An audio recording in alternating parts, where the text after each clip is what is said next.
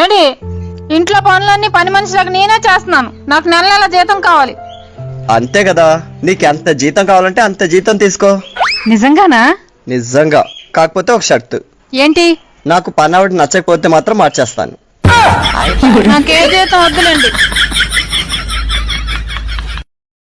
ఏంటి టీ అడిగారుగా, ఇదిగోండి. ఏంటే పేపర్ కప్ లో ఇచ్చావు? మీ ఒక్క టీ కోసం నేను వంటగదిలోకి వెళ్ళి స్టవ్ వెలిగించి తెపాల పెట్టి తెపాల్లో పాలు పోసి కొంచెం నీళ్లు పోసి టీ పొడి పంచదార వేసి అల్లం యాలక్కాయలు దంచేసి అది మరిగినంత వరకు నించొని చూసి అది మరిగిన తర్వాత కప్పులో పోసి తీసుకొచ్చి మీకు ఇచ్చి మీరు తాగిన తర్వాత ఆ కప్పు తెపాల తోమేంత ఓపిక నాకు లేదండి. అందుకే 10 రూపాయలు టీ తెప్పించాను, తాగేసి కప్పు బయట పడేయండి. అక్క, ఈ అమ్మాయి నాకు పిచ్చగా నచ్చేసింది. అమ్మకి చెప్పి ఈ సంబంధాన్ని ఓకే చేయించేయి.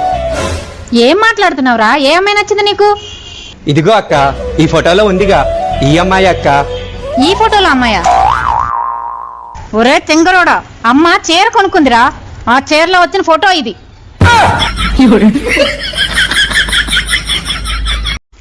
సునీత చెప్పు. అక్క, మన డాక్రా మహిళలు అందరం కలిసి కాశ్మీర్కి వెళ్ళి కాశ్మీర్ చూసొద్దాం అనుకుంటున్నాం అక్క.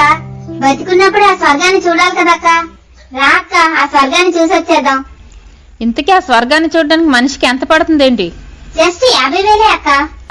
నా దగ్గర అంత డబ్బులు లేవు గాని నేను చచ్చాక చూస్తానులే ఆ స్వర్గాన్ని. ఏమే ఆకలి అవుతున్నది, కూర అయిందా లేదా? అత్తమ్మ పొయ్యి మీద కూరల ఉప్పు పసుపు కారం మల్మెల్లిగడ్డ అన్నేసి కలిపి పెట్టేసిన చాలా షేప్ అయ్యి వస్తారు, నువ్వు కూడా కలిపి రాపో. సరే.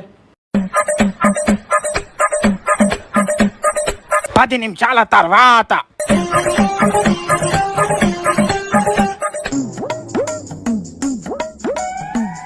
ఏంది కూర ఇట్లయింది?